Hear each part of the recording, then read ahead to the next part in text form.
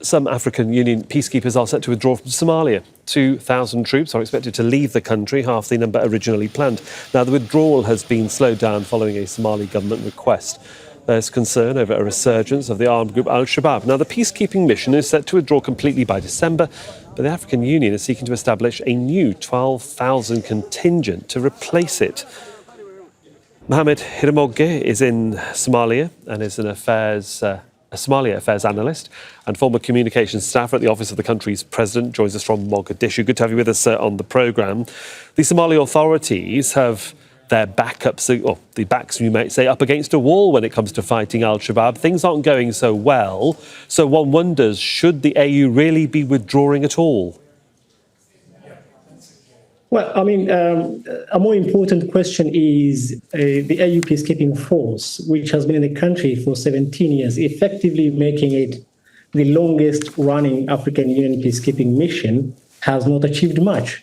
So I think more of a question of being, what has the African Union peacekeeping force, AMISOM, and billions of dollars spent on the force done over the last 17 years when half the country is still in the hands of the insurgents? Well, then the counter to that would be that obviously the international community and the European Union, as well as, not the European Union, the United Nations, pardon me, as well as the African Union, aren't happy with their approach to Somalia, so they are withdrawing at the request of Somalia. So therefore, the question comes back, how is Somalia going to fill the void in terms of security and deal with Al-Shabaab? Well, and that is why I think the security experts, of course, hold the view that the entire drawdown of the African Union peacekeeping mission has been rushed.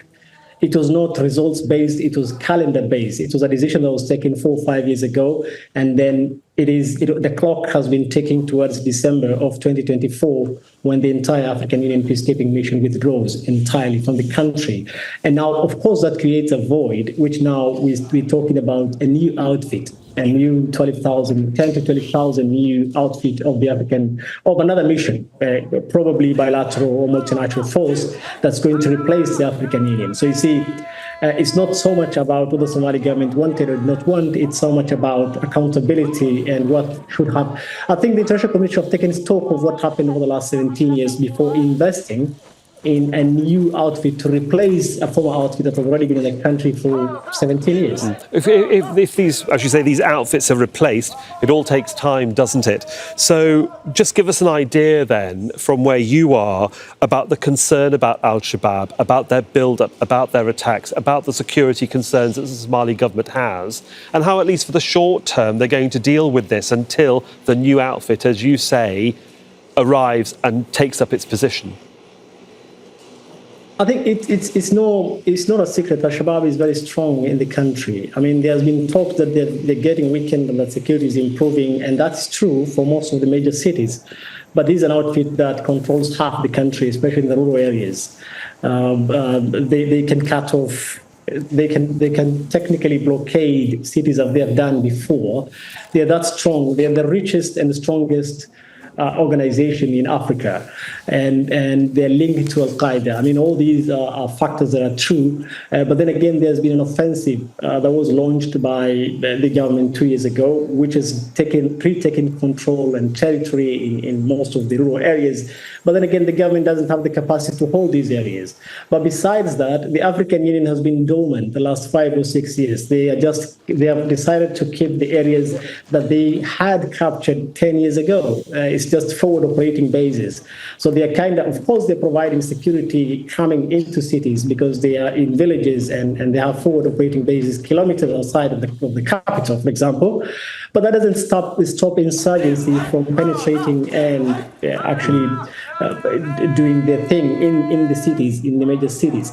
So Al-Shabaab is strong. The government has of course, made strides against them.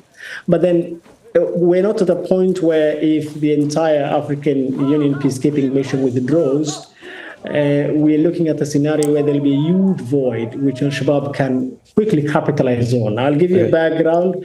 During the course of the drawdown, in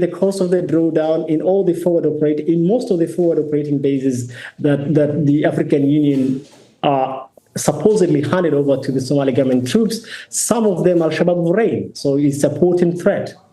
Well, we shall see what does happen and how Somalia does react to this in the days ahead. But for the moment, Mohammed Hirmoge, thanks for joining us, sir. Sure. Make sure to subscribe to our channel to get the latest news from Al Jazeera.